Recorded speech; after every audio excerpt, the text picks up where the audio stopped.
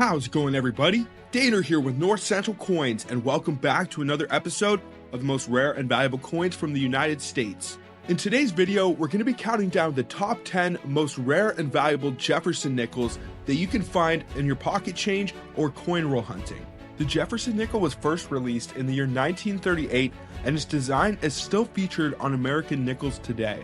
So unlike some of the other denominations, your chances of finding some of these extremely rare Holy Grail nickels can be a little bit higher than, let's say, quarters or dimes or half dollars if you're lucky enough to get a box of those. I don't know about you guys, but nickels are probably my favorite denomination to collect. They are the easiest when it comes to picking them up from the bank, and one of the most common denominations that you will see in your pocket change on a day-to-day basis. And you can be sure that there are some Jefferson nickels that are worth some buku insane amount of money. We are even talking tens of thousands of dollars. So make sure to stay till the end so you can see number one, which is going to be worth some absolutely insane money. But before I do get into this, I would really appreciate if you guys would hit that thumbs up, subscribe if you're new, and also hit that bell notification so you can follow along with my new videos as they are being released. And then what do you say we count down the top 10 most valuable Jefferson nickels that you can find in your pocket change or coin roll hunting? Let's get it, guys.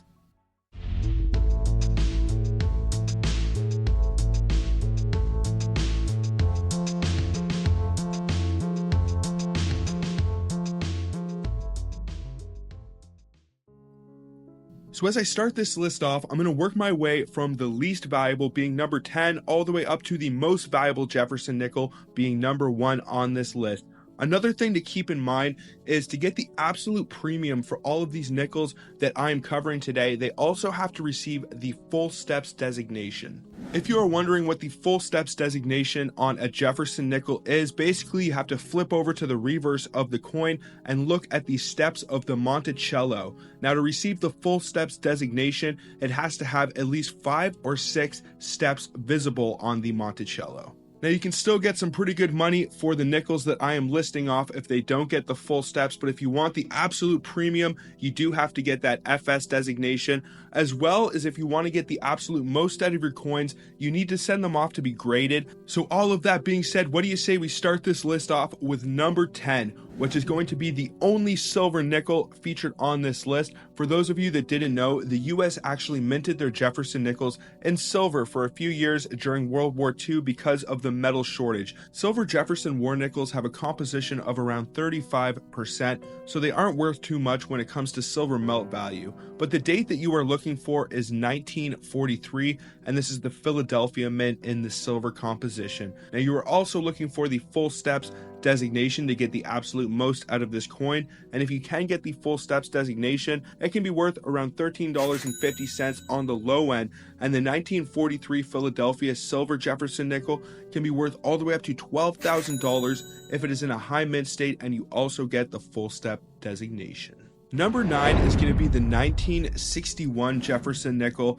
Now, this one isn't super valuable unless you get the full steps designation, so you definitely want to keep an eye out for that. And it also isn't very valuable in a low grade state. You want to find this one in good condition, and if you can find one of these and it does get the full steps designation and it is in a high mint state, meaning 67 or 68, it can be worth up to $13,200, and that is for the 1961 Jefferson nickel full steps designation.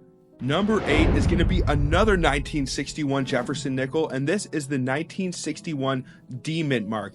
Now, the previous 1961 we discussed is the Philadelphia mint, meaning it will not have a mint mark, but this one will actually have a D mint mark located on the reverse on the right bottom side of the Monticello. Now, if you can find a 1961 D and it gets the full steps designation and it can score in the high MS range around 67 or 68, the 1961 D can be worth up to $15,000. It can be worth around $6,000 even if it's around an MS60, MS61, but a lot of these will be worth a lot more money the higher grade they get. You will see some massive price jumps.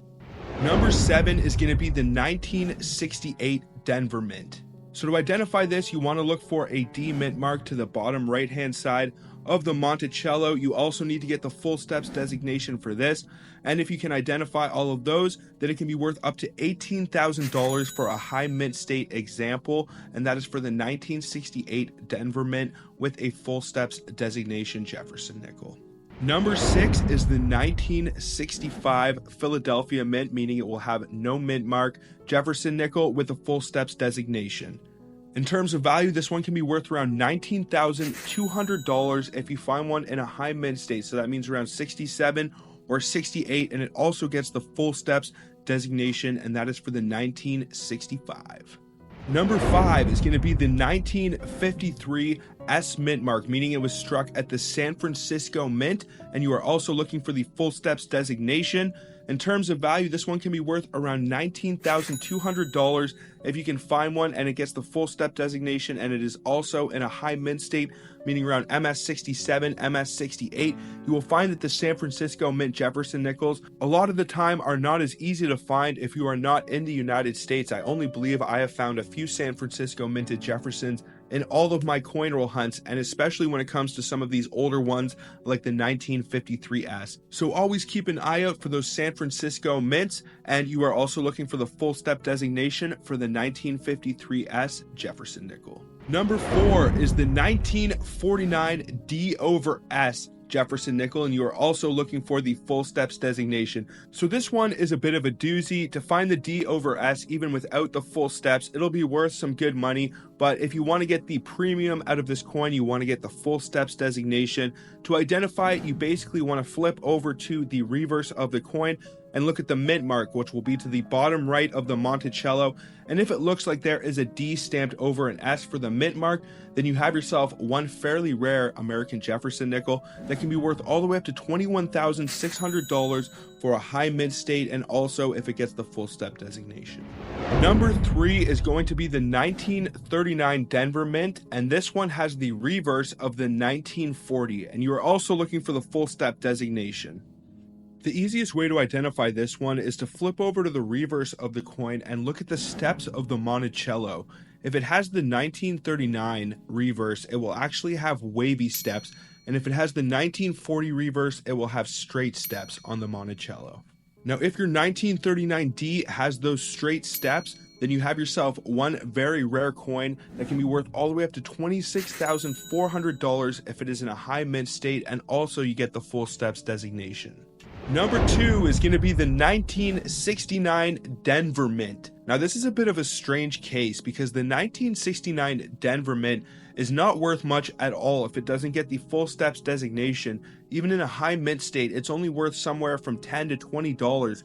And if you can identify that and the full steps and you score in the high MS range, it can be worth all the way up to $30,000, which is crazy. I have found 1969 Denver mints, definitely not in a high mint state and probably not with the full steps designation. But if you are from the United States and you are looking through your pocket change or coin roll hunting fairly regularly, you have a decent chance of being able to stumble across one of these.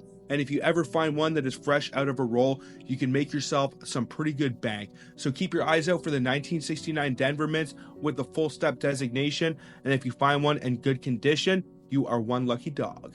Well, we have made it to number 1 on this list. I really hope you guys enjoy these videos and find them helpful. If you do, please smash that thumbs up, subscribe if you're new, and also hit that bell notification so you can follow along with my new videos as they are being released. And then what do you say we get into number 1, which is going to be the 1954 San Francisco Mint Jefferson nickel, and you are also looking for the full steps designation.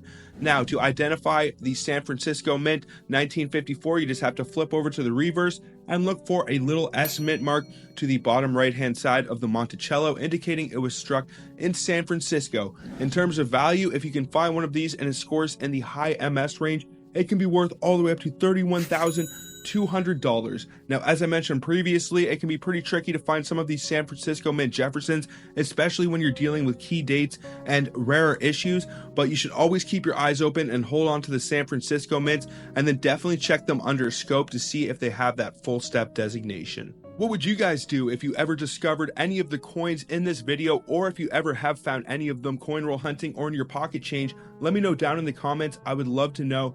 But that's pretty much going to do it for this one, folks. So until the next one, everybody, peace out.